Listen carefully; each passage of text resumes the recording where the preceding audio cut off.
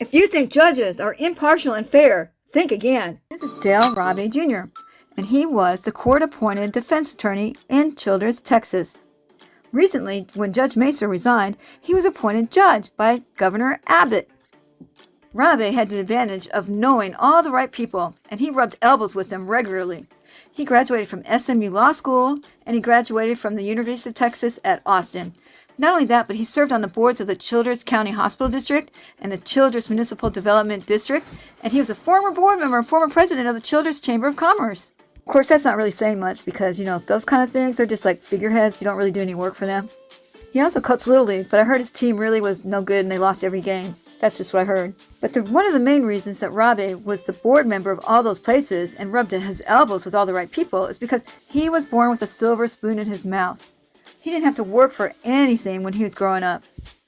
Allegedly. And growing up in the time era he partied hard. Probably still does, allegedly. And what's good for the goose ain't good for the gander. What I mean by that is, if you're caught with something illegal and you're rich, you have the money to pay for your defense. But if you're caught with the same thing that's illegal and you're poor, you end up with a lawyer like Dale Rabe. One that doesn't care if you win or lose. That doesn't put his best effort into his work. Because he gets paid whether you lose or you win. So why should he even try? I don't think Dale Rabe understands how much damage he's caused to so many different people. I mean, he's like a walking devil for what he's done to people. I have a letter here that's actually in the record. It's from a man named Robert Berry. And I'm just going to read a portion of the letter so that you'll get the gist of the kind of things that this Dale Rabe man has done. So now we have the lawyer in the world being the worst judge in the world. Here's the letter from Robert Berry. Here it goes like this. The issue I have with the way Dale Rabe was ineffective was a few different reasons, and I will try to remember as much as possible. I was unable to bring my notes I had written down in my papers at Donnelly County Jail. The reasons are, number one, Dale Rabe never had any kind of contact with me while I was waiting for my court date except one phone call. During the phone call, Mr. Rabe had given me an offer of 25 years without even knowing the details of why I was being revoked. He didn't know that both the charges I was being revoked for were being dismissed. I told him I had more evidence I believed that he should have and that I didn't want to speak to him about it over the phone and in front of the jailers. He said he would be coming to see me the next week and to wait until then, but Dale Rabe never contacted me again until 10 minutes before court.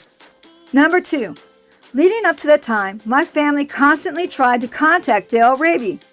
When they were finally able to get in touch with him, he laughed at them like my case was a joke.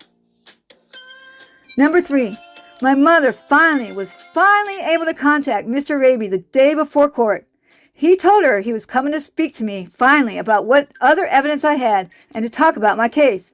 But that was false because he said I had 10 minutes to take the 25 years or they were going to take that offer off the table and offer more years than that. Number four, nothing about our conversations were ever in private. We talked the whole time in front of all the staff at the jail and also the officers that were on duty in the jail. Number five, when I asked him if he was going to use my evidence I had been trying to tell him about, he refused to and laughed at me. I asked if he was going to present any of my evidence and he said no, and that if I tried, I was going to get a lot more time. He said I'd be getting around 60 years if I tried. But he never presented or even looked at my evidence to give the DA. He made me believe I had no other option but to choose the 25 years.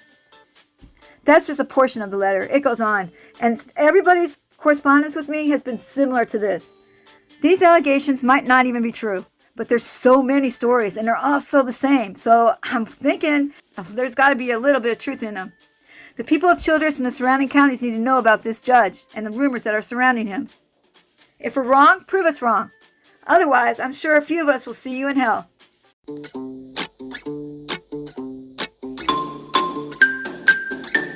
If you have a story that's similar to this, please email me.